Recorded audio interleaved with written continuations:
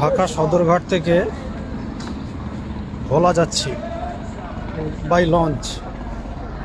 এখন আমি লঞ্চের উপরে আছি। এই প্রথমবার আমি যাচ্ছি এরকম লঞ্চে করে। আমি নিয়েছি কেবিন, আর এই হচ্ছে লঞ্চের দৃশ্য।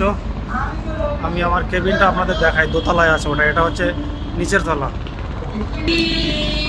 আমি এসছি এখন দোতলায়, আমার কেবিনটা আপনাদের দেখাই। জ্ঞান গর্ভ কোরআনে আমার নিশ্চয়ই আপনি প্রেরিত রাসূলদের অন্তর্ভুক্ত।